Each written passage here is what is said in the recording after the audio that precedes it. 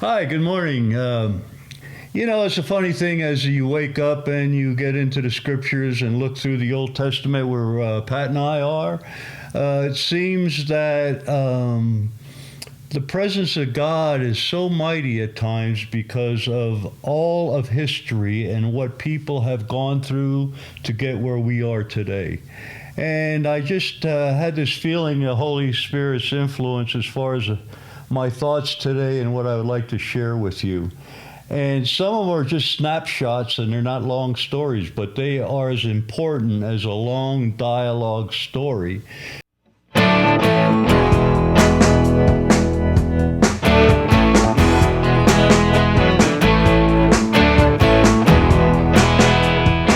Welcome to I've Got a Story to Tell with Dan Skinkis, Season 1, Episode 7.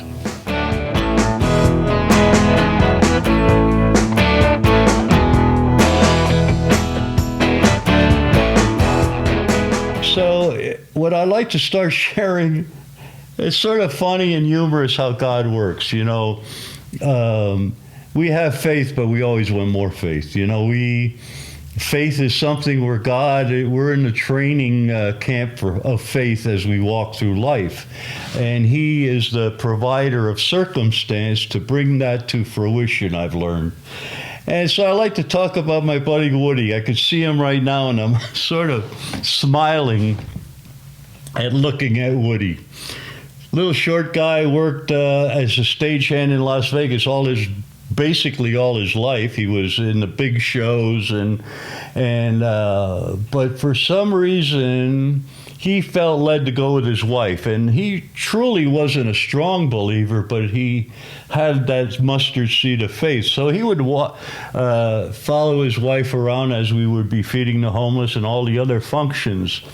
And she was so blessed that she would take all the money out of her pocket and feed the homeless every week, and we did it about 2 or 3 times a week. But she was always there, never missed it. And ironically, it's been so long I can't remember her name. So if she sees this, give me a call.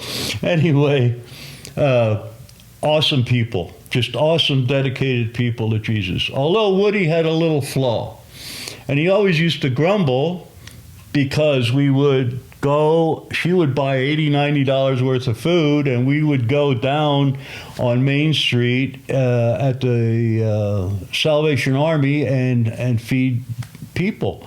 And so one night, it was an unusual volume of people, and we had sandwich after sandwich, and we had everything set up. And so I remember what Jesus said, you feed the least of these, you fed me. And that's what happened this particular night. We were tired, it was a long day, the place had to be all cleaned up, and we were out of food. We were definitely out of food and drink and everything. And so I don't know if you believe in miracles, but I believe in miracles because I was at the center of miracles, and you can't deny what you've seen and what you heard. So we hear this out of the blue. This was a pretty large cafeteria, a man yelling, "Wait a minute, wait a minute." And we're like, "What's going on?" And he's like, "Wait a minute, where are you going?" And we're saying, "What's going on with this guy?" And he says, "I have been on the road for 5 days and I haven't had anything to eat. Do you have anything?" And Woody's like always sort of that grumbling type guy. He had just cleaned out all of the cases. All of everything was cleaned up. It was all closed up.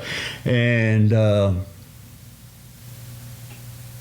this man keeps talking to it, "Please." And Woody's saying, "Dan, we don't have nothing. We're out." So he said, "I'll look, but I know I just cleaned every ice chest out and there's nothing in it." And he opens up the lid. I don't want to tell you no hocus pocus, but we knew, and everybody knew, there was no food left. 3 sandwiches and 2 drinks. for this man who I've never seen gratitude like that in a human being, to be fed and have something to drink. And Woody, he couldn't believe it, man. He walked back and forth and trying to go, what happened, man? What happened? And you know how God changes your heart? That's what happened to Woody. His heart was changed, and he grumbled for 2 or 3 years. And this night, God showed him that he cared about that guy. He didn't qualify him. He didn't say, what church are you from? Are you a Christian? He didn't qualify that man. God fed him. And that was what I learned about miracles in that one particular night. And I'm going back a long time, and I have never forgotten the man, the cafeteria, and Woody's expression, because it was amazing. It was like he just got hit with a log or something, and he couldn't stop. He was just this little guy. I can't believe it. I can't believe it. You know, so it was an amazing time. It was awesome. Snapshot 2, I know God has humor, because when you finally get the lesson, you're just awestruck and happy that God put up with you for that length of time. Sometimes we're doubtful. Sometimes our heart's not right. A lot of situations in the flesh that just aren't right. But when you have a time out with God, he teaches you a lesson. So I like to talk about this lesson. I had 2 Michelles in my life. One was my natural daughter, one was my stepdaughter. We cohabitated and lived together, and there was about 4 children. We had blended families, and Michelle always wanted to be called my redheaded stepdaughter, and we had fun with that for a while. And then we lived in a boatyard. We were night watchmen. We had a nice trailer in there, mobile home, and our job was just to be there 24 hours a day and protected. I was coming out of the bout of alcoholism, and that's another story, but so we were day to day, penny to penny, trying to survive. And my 2 Michelles thought today would be a good day for a bike ride, so they went on a bike ride around this huge facility, and my one daughter, Michelle, ran into my other daughter, Michelle, who dropped down. They were going about 20 miles an hour, or whatever, 10 miles an hour, and hit the ground and broke her arm at the femur here, and it was separated. Now, to paint the picture of we had no insurance, we had no capacity, we had no Medicare, Medicaid, nothing. We were dependent on a hospital in Henderson who took people that had no money, that they had to, I can't remember, it was a Catholic organization. So my ex-wife took my Michelle down there. They looked at her arm, they put her in a cast, and that poor child, I will tell you, was in extreme pain. She couldn't sleep because the arm would drop down. They're trying to get this bone to mend, and they have her in a cast and a splint. And I remember 3-4 days she's crying. She's just crying in extreme pain. So I'm praying for her. I don't know what else to do. And we had TV in her room. And for some reason, this child was not the Christian child per se. Although she knew Jesus, it wasn't her top of her format, the top of her format. So as I'm walking out of her bedroom and leaving the mobile home, Oral Roberts, in the day, I don't know if anybody remembers Oral Roberts, but he was the guy in the day, Oklahoma. Had the hospital, had the Faith Tower, had everything. And in those days, my faith was diminished to the mustard seed, because anything that looked like extraordinary or God was doing something with a man, I figured, if they got on television, they were just fleecing the flock. That was my opinion. And I said, as I'm walking by and Oral Roberts says,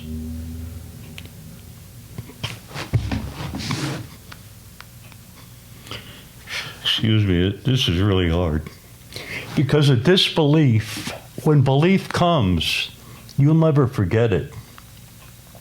When your hard heart is broken, subtly, not by somebody throwing it down your throat, how God plans it. Because our relationship is personal. We have a friend. We have somebody to talk to who only knows our personal feelings and how we react to our walk with Him. He said there's a little girl in bed right now.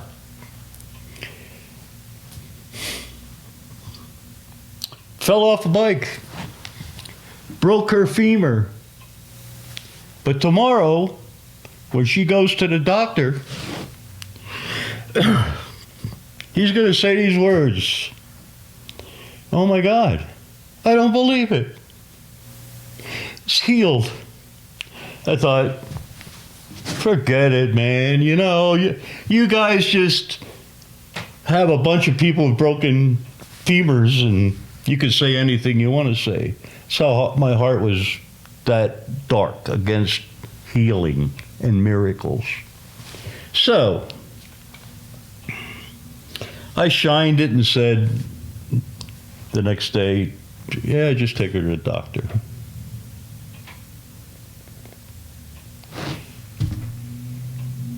Three 3:00 in the afternoon, Michelle's screaming with joy.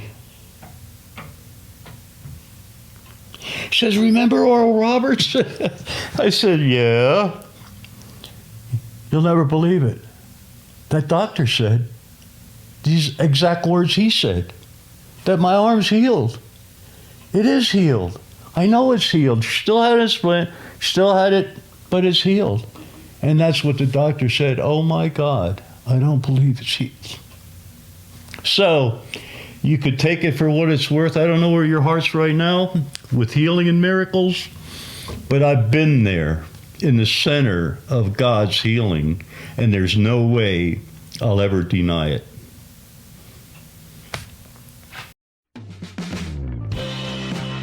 You're listening to I've Got a Story to Tell with Dan Skinkis.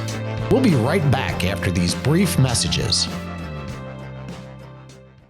Stories, interviews, music, news, mission. Stories, interviews, music, news, mission.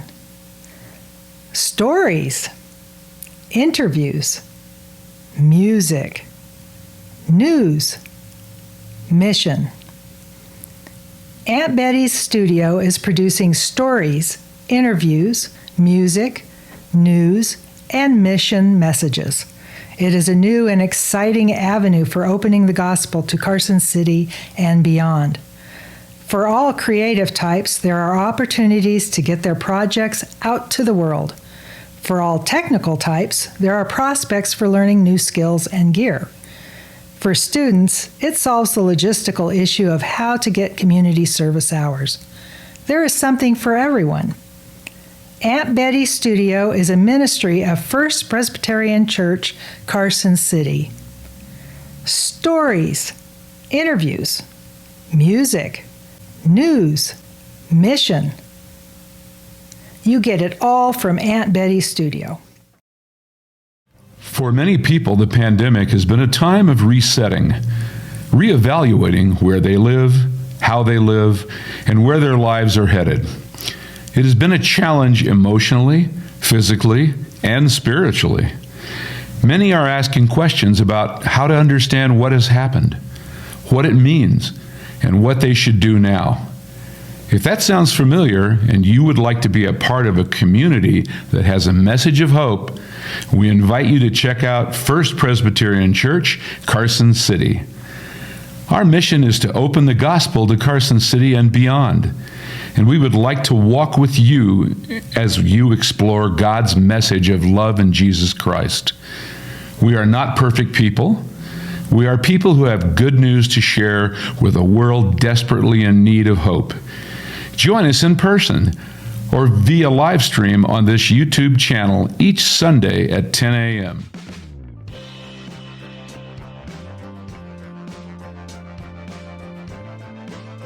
Welcome back to I've Got a Story to Tell with Dan Skinkis. All right, here's the grand finale, I think.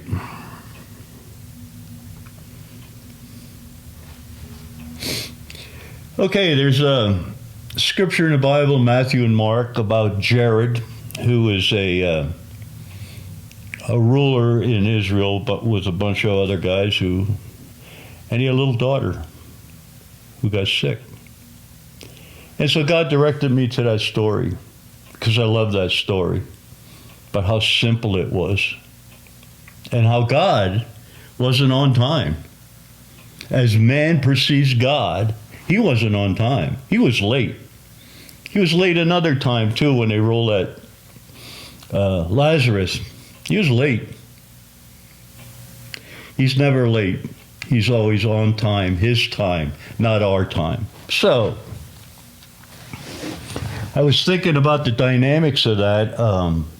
Jesus is across the Galilee. He's with a demoniac. He's healing him. He comes back, and this Jared comes to him and says, my daughter's ill. And it comes to a point in this whole story where she died according to the flesh. So I could think about God's power in this, how he said, and this Prince of Peace, this Jesus, the King of Kings, Lord of Lords, must have said to this little girl, get up. How powerful God is in our life today. 2,000 years ago, and a couple more years, he says, get up. He didn't have the band. He didn't have the big healing service. He just said, get up. So saying that to say this, I'd like to reflect on my life. You know, I've been pretty healthy all my life. Abused myself many times. I don't want to go into dialogue of how much I was drinking, and it's pathetic as far as how much I consumed and how I didn't take care of myself and all of those things. Smoked 3 packs a day, sprayed paint, sprayed lacquer. We'd love it because we'd take the mask off to get high. Yeah, all of that. So this Christian boy you're looking at here, quite abusive and not thinking I could make it to 35 or 40. I thought my days were numbered. And so at 38, my life was over. I hit the bottoms, knowing Jesus, and we've discussed this before. So,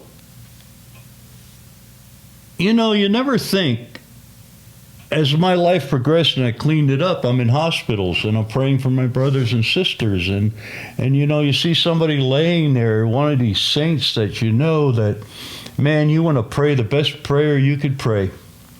And you pray them, and the outcome isn't always your decision.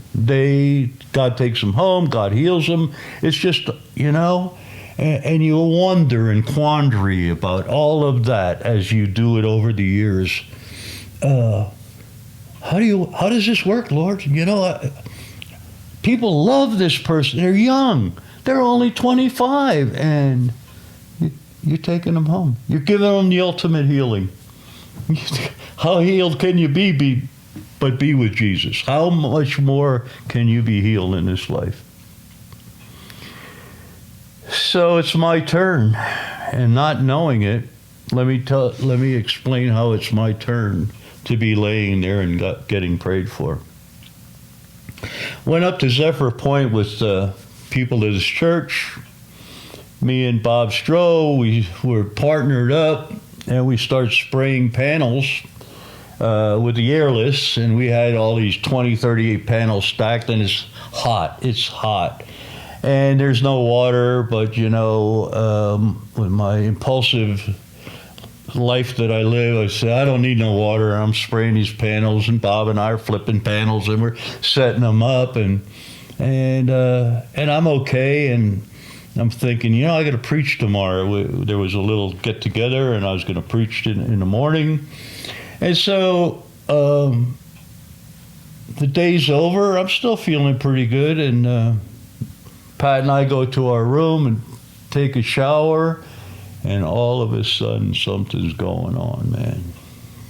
I can't explain it. I couldn't hardly move. I was ill feeling, and it just overwhelmed me. And I didn't, it was a scary scenario, and I didn't know what was going on. So in the morning I woke up, I'm weak. I'm like really feeling weak. I get dressed, put my tie on, and I'm going down to preach. And Dr. Jamie was there, and he looked at me. He said, man, you don't look too good. You look all washed out. I'm like, he said, what's going on? And I explained the symptoms. He said, you better go to the emergency room. That could be a heart issue.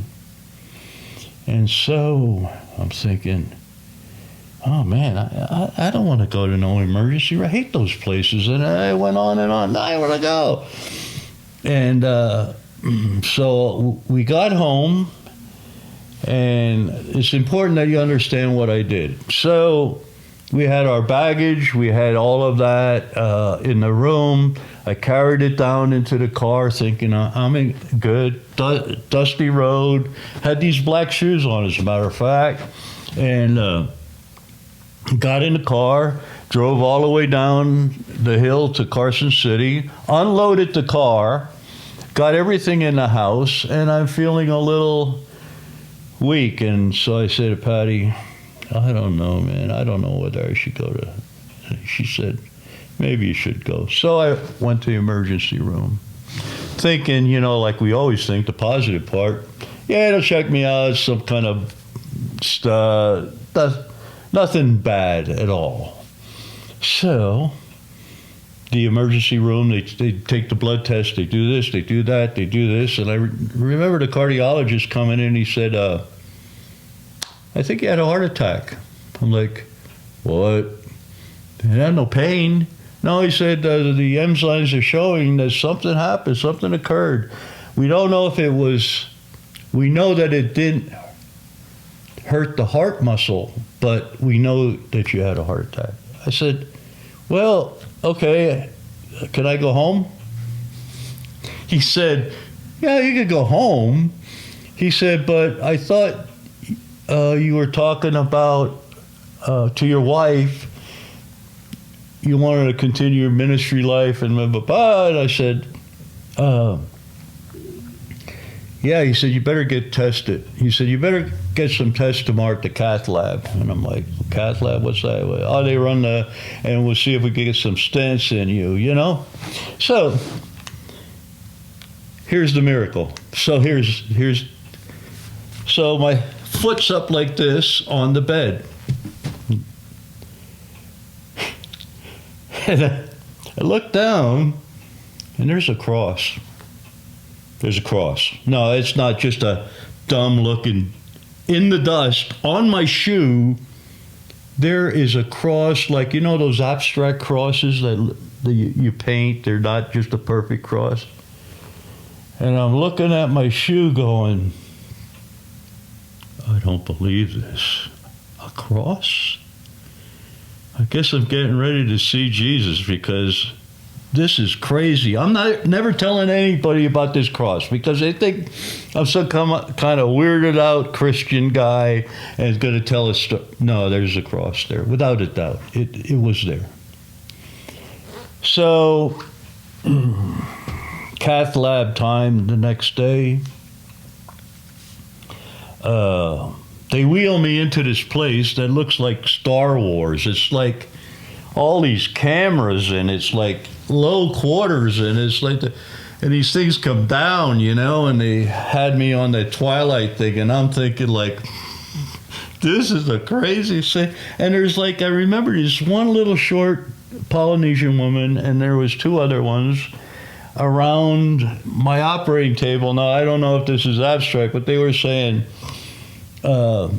we can't get it open. We can't get it open. We need a smaller catheter. Why don't we have one? And they're arguing back and forth. I'm thinking to myself, what are they talking about? Why don't they?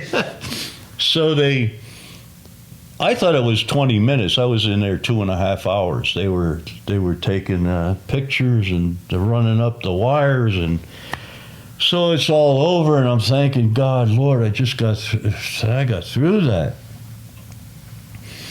And so I'm thinking they're going to release me tonight. They don't release me. So that this one doctor comes into the room and he said, he said, I got bad news and I got good news for you. I'll never forget his look. It was like he was happy to tell me the good news and happy to tell me the bad news. And I'm thinking, what? So he says to me, he said, the right side of your heart is all blocked up. He said, it's totally blocked. He said, but I got to tell you something. He said, you grew veins on the left-hand side of your heart that are putting out as much as your right-hand side. He said, we can't even put catheters in because of all of these veins that.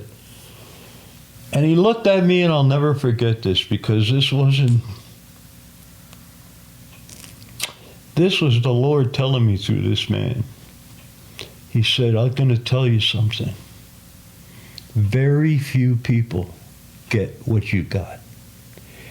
And I'm thinking, Lord, all the abuse I've done, all of the walking away and coming back with you, all of what I put you through, loving me, you kept me for this day. And that's my miracle story. I've seen him. I am the one. I am the miracle that God, it's not everybody gets them.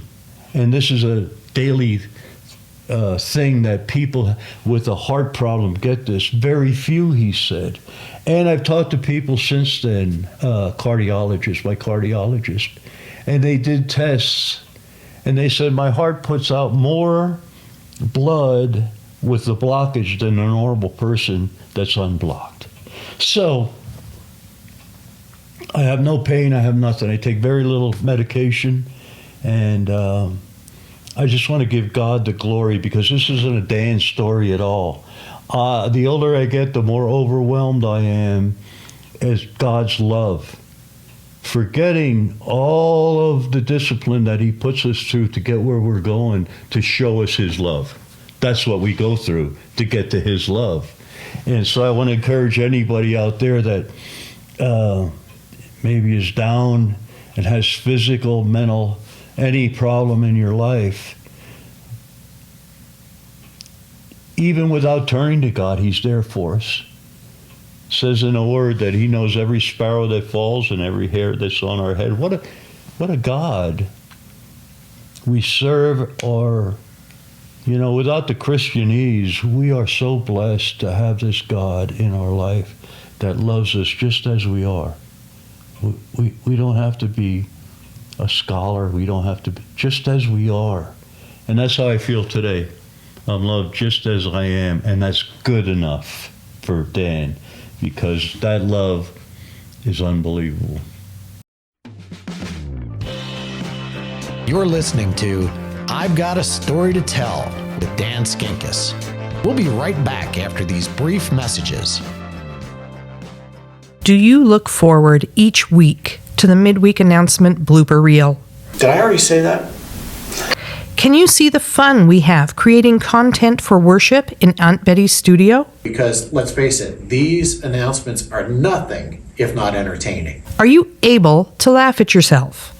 Our blah, blah, blah, blah, blah, blah. If you answered yes to at least 2 out of 3 of these questions, congratulations. You have what it takes to be a midweek announcer. Wow. 0 for 2. No prior experience needed. You will be given a script. And have we stopped rolling?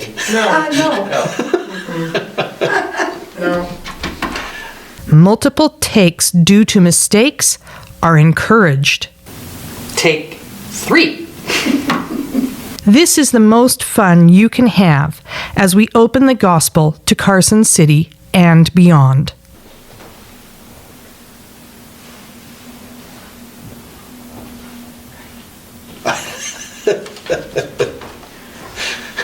I see people creeping. See Sandy Hatchell, Sherry Gurney, or Bob Davis to sign up. Hurry! Space is limited. Reserve your spot while you still can. May no do that. Or think about it and get back to us. We have room for and would love to have each and every one of you join us at least once.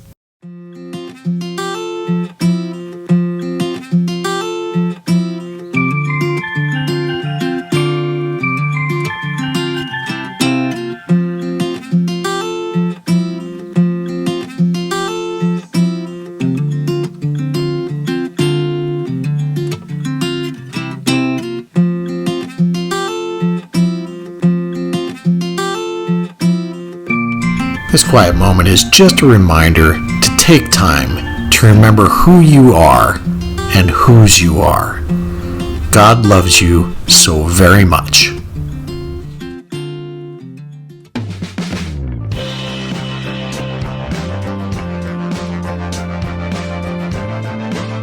Welcome back to I've Got a Story to Tell with Dan Skinkis. We need each other desperately because of the life and the world we live in. We need our brothers and sisters in our lives to love on us, and we love on them, because love is the thing that conquers all.